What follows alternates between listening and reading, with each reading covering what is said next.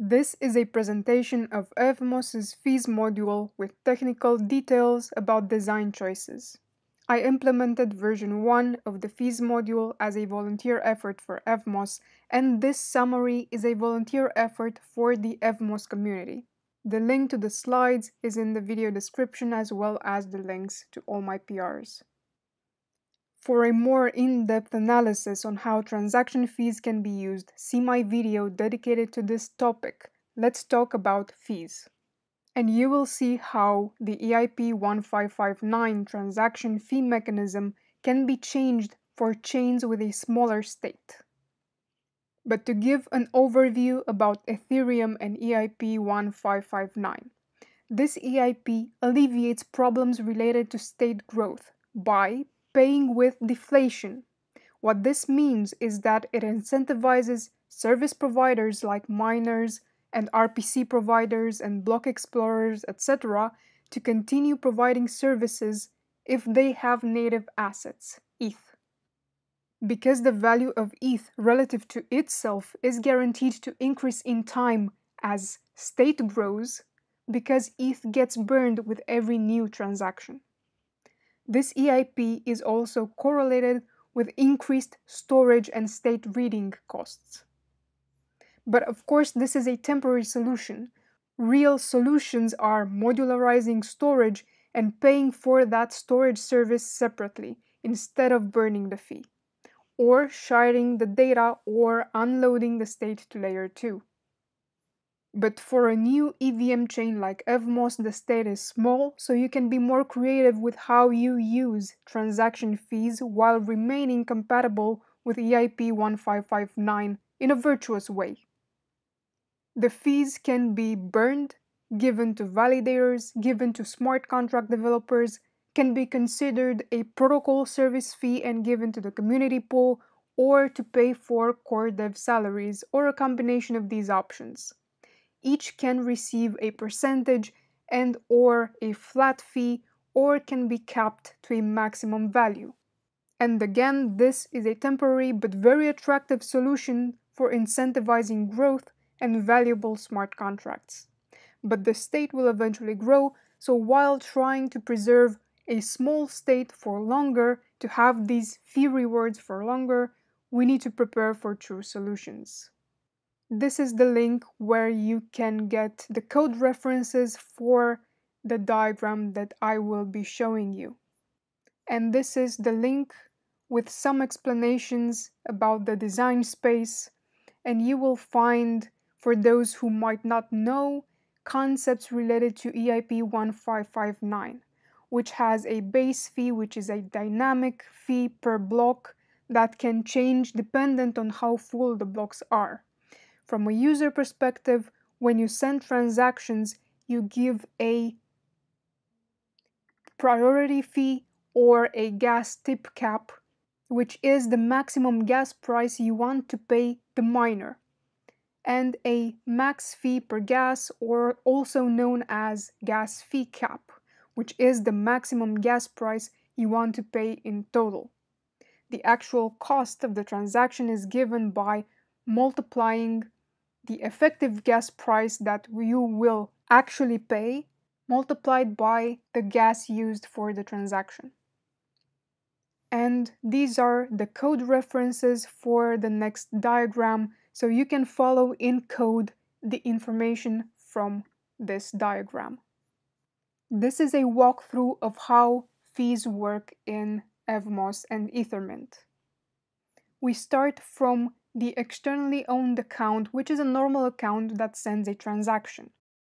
Then in the ETH gas consumed decorator, the gas limit of the transaction multiplied by the gas price is already deducted and sent through the bank module to the fee collector account.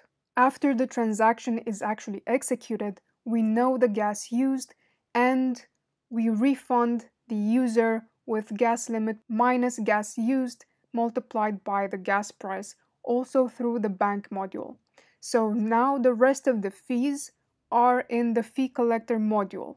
What the fees module does is use the post-transaction processing hook to send a percentage of these transaction fees to the developer, to the deployer of the smart contract that the user is interacting with in this transaction. So gas used multiplied by gas price multiplied by developer shares through the bank module, this amount is sent to the developer exactly in the same transaction.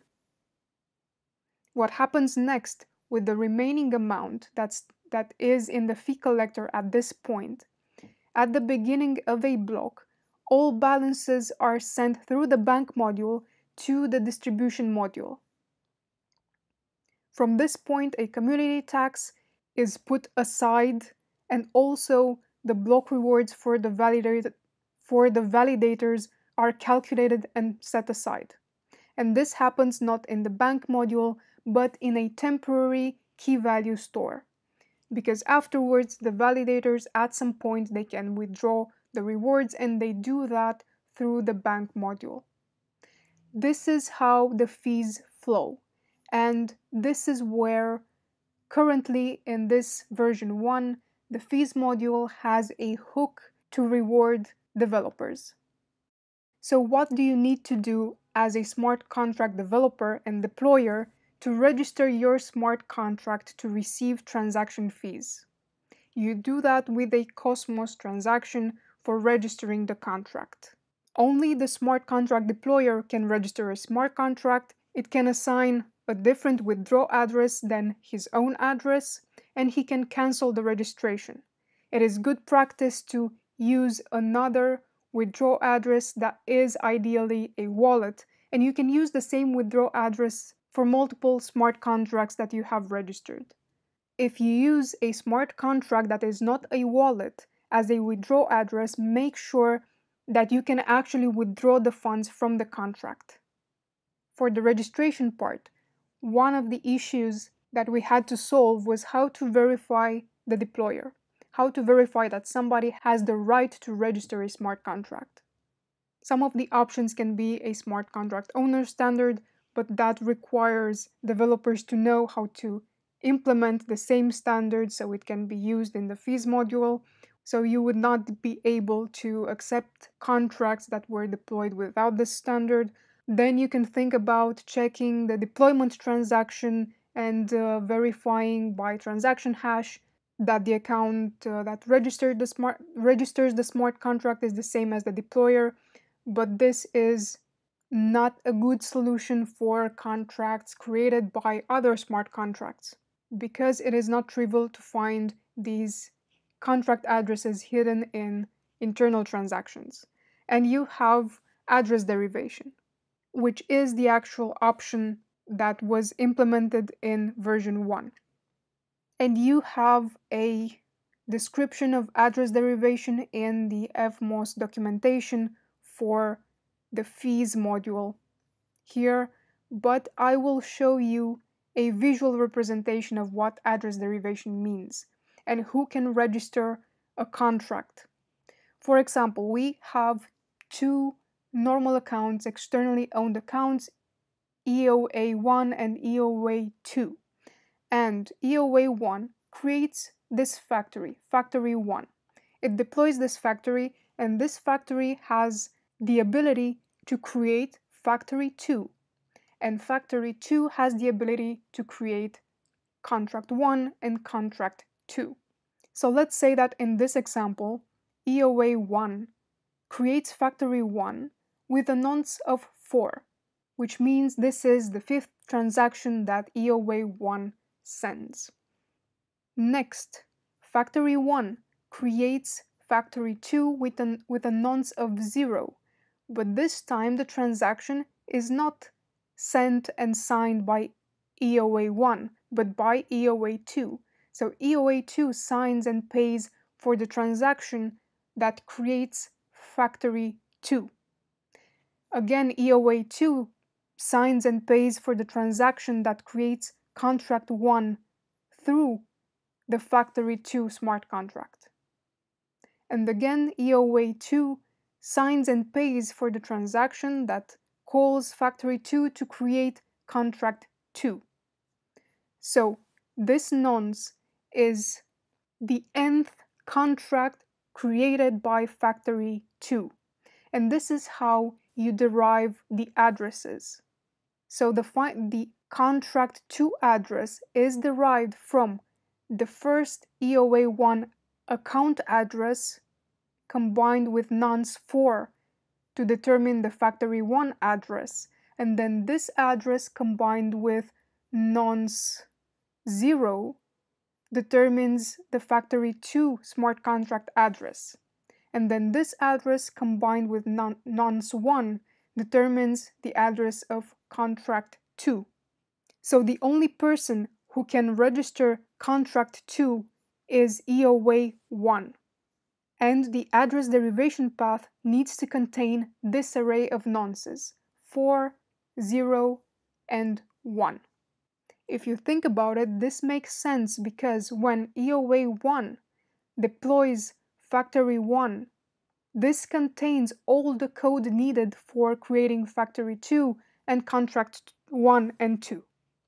So it's only fair that EOA 1 gets repaid from the transaction fees sent to contract 2. You can also check the docs to see some future improvements that can be done to the fees module. One thing to remember is that currently only the create opcode is supported for the address derivation path. The create2 opcode is not supported yet. Also, transaction fees are only given for the first smart contract that is called by the user. Also, the fees module doesn't know about internal transactions, so it can only reward the first smart contract that the user interacts with. This is why we might see a new concept that has never before been seen in other chains that I coined storefronting. This means that someone can deploy and register a storefront smart contract that uses internally other smart contracts to do the work, but only the storefront contract deployer gets the transaction reward.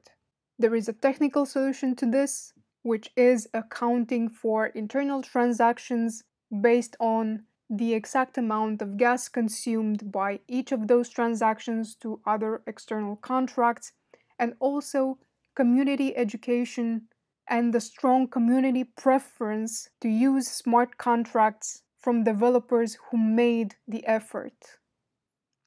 In the long run, the price of the token today does not matter, and it is enough for Evmos to show constantly better technology than Ethereum for the world to turn their attention to it. Do not lead by token price, but by the value of your tech innovation. And do not ask what the token can do for you, ask what you can do for the token.